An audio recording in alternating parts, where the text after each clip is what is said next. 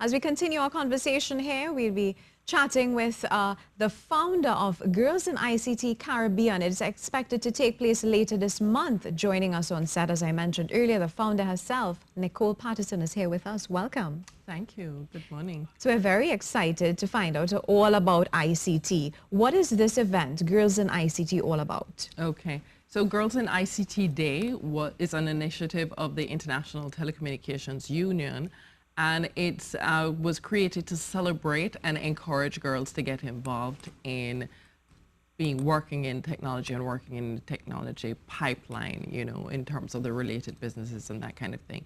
ITU is a UN organization that's based in Switzerland. And to date, up to last year, we were happy to bring the Caribbean into participating with 300,000 girls from 166 countries around the world. 300,000 girls? Yes. Wow, that's a lot. But it should be a lot more. So, okay, so where exactly will it be held, this year's event? Okay, so this year's event is, so what we do is a regional event, and it's being held this year in Trinidad and Tobago, St. Vincent and the Grenadines, Jamaica, Barbados, and with a tech workshop that's going to be held in Guyana as well. In Trinidad, it's going to be held at the Tamana Intech Park, and that's with the support of the Ministry of Planning and Development. So we're very, very excited. We have some, I think we have almost 18 schools that are going to be participating. From Trinidad? Yes, in Trinidad. So we're very, very excited about that. It sounds humongous. What is on the agenda? Who are some of the speakers? Okay, so some of the speakers will be the Ministry of Planning. And as well, we are going to be having other visitors from the private sector supporting. What's very important to mention is that our regional sponsor, because that's very important to indicate also that this is a collaborative venture between the public and the private sector, where all the sponsorship to put on the event is raised by the private sector, and we're very pleased to say that for the second year our regional sponsor is Scotiabank. So of course they will be opening the session for the girls, and some key person that we have speaking also, that gentleman, I don't recall his name, I'll be very honest, who was a key person in the Black Panther animation. Yes. From Trinidad. So of course, that allows the girls to have a direct connection, because it's not only women speaking to girls and encouraging them in terms of being involved in technology, but also knowing that men are also encouraging them to do that as well. You're talking about Winston Duke from Tobago? Winston Duke, yes, from Tobago. Great. Great. Thank you. Not a problem. Now, what is the Caribbean Hackathon 2017 about? Oh, it's 2018. So right. Last year, yes, you all had this event last year. The hackathon was held in 3 countries. So last year it was held in Jamaica, Trinidad and Tobago, and Barbados. And that's part of why we're so excited for this year in terms of expanding, because information got out about the hackathon and that type of thing. Of course, there was a lot of interest from other countries. So we're very pleased to have 2 additional countries this year, that being St. Vincent and the Grenadines, and an interim activity that's going to be taking place in Guyana as well. So overall, what we're seeing is that there will be prospectively overall between 800 to 1,000 girls that will be participating. And what that includes is girls who are actually organized in teams, doing hackathon activities themselves. And I can't reveal what the challenge is going to be, or else everybody will have the time to prepare their solutions. But basically, it's a competition, and they're coming with, you know, what are their various tech skills solutions. So whether or not they're going to be using developing mobile apps, website development, in some cases podcasting, in other cases animation and gaming. So they will be using those different tech tools to come up with various solutions for what it is that they're going to be tackling. And we're very excited to say that also coming out of it this year, that the outcomes will be used as part of a regional campaign. So there will be follow-on activities as well. Of course, we have, well, I shouldn't say of course, but we're very happy that a lot of schools have already indicated an interest to continue doing other stuff, you know, so tying into, because of course, we don't want to give the impression that things are not happening in the Caribbean. They absolutely are. But one of the things I think that is so exciting with the hackathon is that it gives the girls that opportunity for direct hands-on themselves to actually, create the tools, and they present it at the end of the day, and that is presented in a pitch competition to a panel of judges, and based on the selection of the judges, then there are prizes that are awarded. Everybody gets a certificate because everybody is a winner.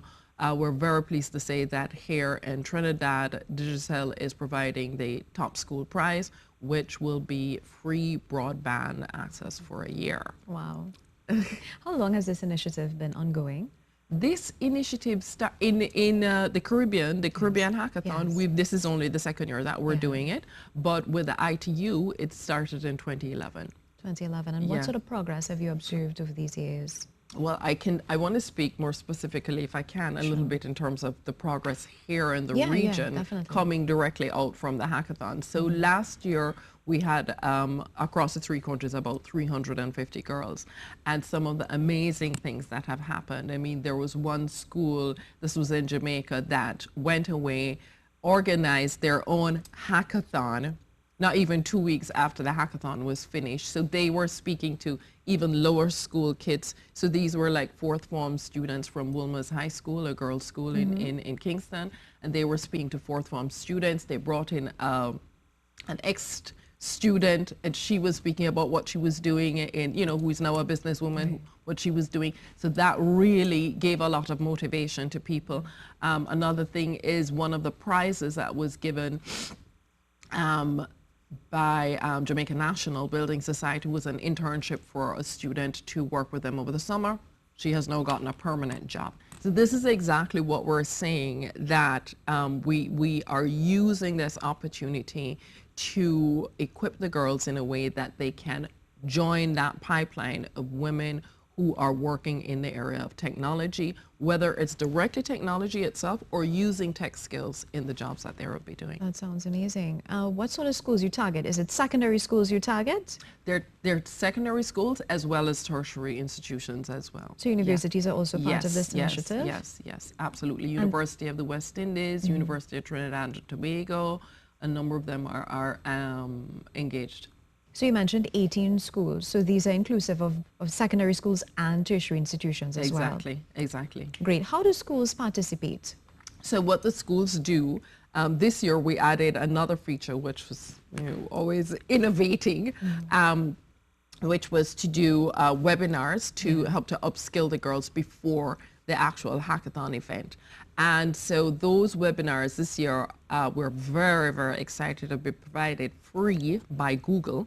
And it's all virtual, of course, all online and that kind of thing. So that's one way that the schools have been participating, but been reaching out. We've been sharing information through Facebook, as many platforms and that kind of thing, so that girls can know. And as a matter of fact, what we also want to do is, and we are doing, is that it's not only for those girls who will be in the hackathon who have the opportunity to benefit from doing these free webinars. So that's one key aspect, which has been amazing, of course, because they've been on a webinar, for instance, a webinar that was held by JMA on film, and you had girls from St. Vincent, Trinidad, Barbados, Jamaica. They were all on the webinar asking questions. So that's one aspect. Then for the hackathon itself, they are coming in teams of 5. As I said, they don't know what the challenge is. This year, though, last year we had the challenge around 5 of the Sustainable Development Goals. So environment, equality, gender equality, a number of different things. This year we're focused exclusively on gender equality. That's the only tip that I will give.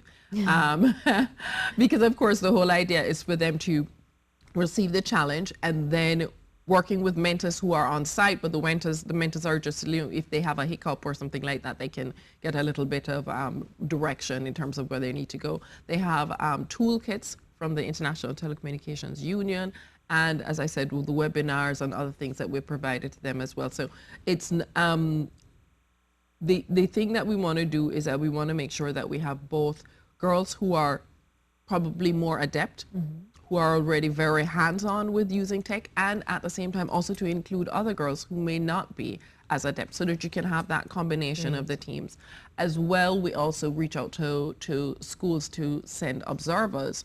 So those observers that are coming, we have demonstration activities in robotics and a number of different things that are taking place with them as well, so they can see as well. We also have a lineup of virtual speakers. Last year it was more exclusively virtual speakers who are working in the industry, and this year what we're adding to that as well is more information for them about coding camps that are taking place both in their countries as well as otherwise in the region and that type of thing, as well as just different motivational and examples of girls from the region themselves and what they're doing. Some are building websites, some are doing websites in advocacy, some are getting involved in actually doing, making short films, so that kind of thing. And I think from the first year that we did it last year, we can see that not only do the girls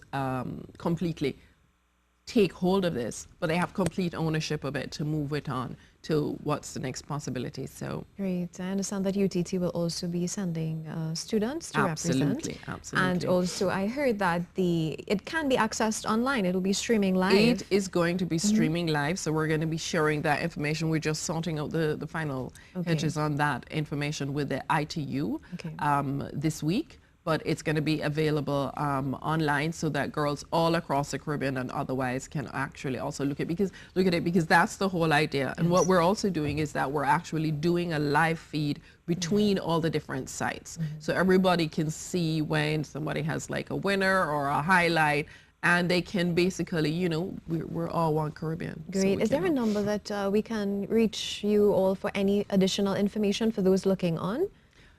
I guess I'll give my number. Your personal number? No, okay. That's all right. And website and that sort of thing, yes, we can look for you. It's Women in Tech. And Women in Tech. Exactly. Women in Tech. And the website is Girls in ICT Caribbean. Great. And just a slight correction, we understand that it's actually Stakani Solomon, who's the motion graphics designer, who will be joining. There you go. Exactly. Yes, all right. Thank you so much. Such a pleasure. That's fine. Great chatting with you, Nicole Patterson, talking about Girls in ICT Caribbean, something very humongous. Thank you so much. We take a short break. Much more when we return.